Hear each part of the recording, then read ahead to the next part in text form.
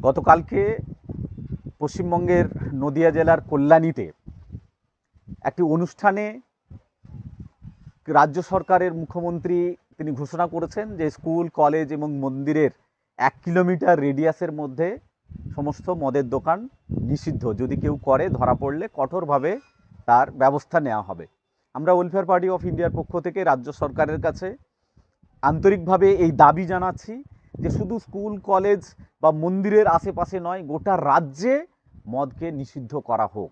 Welfare party পূর্বতন সরকারের কাছে বারবার ডেপুটেশন দিয়েছে, বিধানসভাতে আলোচনার জন্য প্রচেষ্টা চালিয়েছে, আবগারি দপ্তরে ডেপুটেশন দেওয়া হয়েছে, বহু আন্দোলন সংগঠিত করা হয়েছে।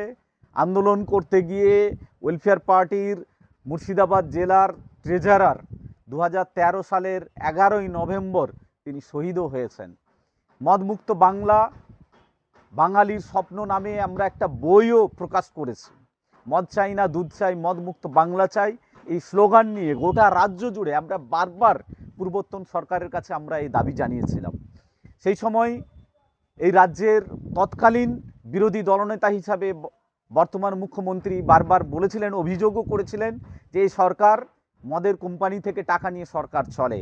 ফলে রাজস্বের কথা দেখিয়ে বারবার সরকার এটাই মদের বিষয়টাকে আরও বেশি প্রমোট করেছে। আমরা বর্তমান সরকারের কাছে বলতে চাই বা বর্তমান সরকারের কাছে আমরা এই দাবি জানাতে চাই, আসলে রাজস্বের যে বিষয়টা, রাজস্ব দিয়ে মানুষকে মেরে দেওয়া যায় না, রাজস্বের জন্য মানুষের সংসারকে ধ্বংস করা যায় না, রাজস্বের জন্য মা বোনেদের সম্মানকে নষ্ট করা যায় না।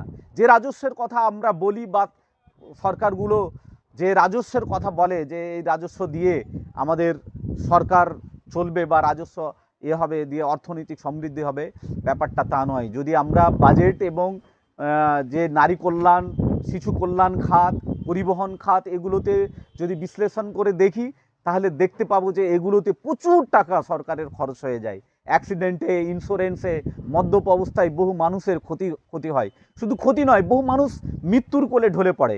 শুধু মৃত্যু হয় না, বরং একটা সমাজ নষ্ট হয়, পরিবার ভেঙে যায়, পরিবারে আর্থিক সংকট হয়, ডোমেস্টিক ভায়োলেন্স হয়, বহু অভয়ার মতো ঘটনা ঘটে।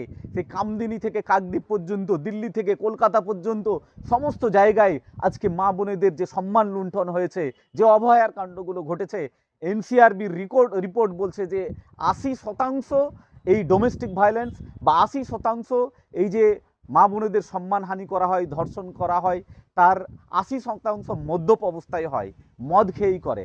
তাহলে যে মদের জন্য মানুষ মৃত্যুর কোলে ঢলে পড়ছে, যে মদের জন্য মানুষ মা বোনেদের সম্মান নষ্ট হচ্ছে, একেবারে ছোট্ট শিশু থেকে বৃদ্ধা পর্যন্ত এই মাতালদের শিকার হয়ে যায়, সেই মা বোনেদের সম্মানে, মা বোনেদের কল্যাণে, রাজ্যের কল্যাণে, যুব সমাজের কল্যাণে, রাজ্যের আর্থিক উন্নয়নের স্বার্থে আমরা রাজ্য সরকারের কাছে আবেদন করব যে গোটা রাজ্যে মদ বন্ধ করা হোক।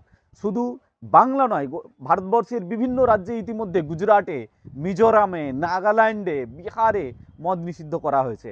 আর্টিকেল 47-এ ভারতীয় সংবিধানের 47 নম্বর ধারাতে ডাইরেক্টিভ প্রিন্সিপাল অফ স্টেট পলিসিজে এটা স্পষ্ট করে বলা হয়েছে যে এই ক্ষতিকারক পানীয় বা মদকে নিষিদ্ধ করার কথা।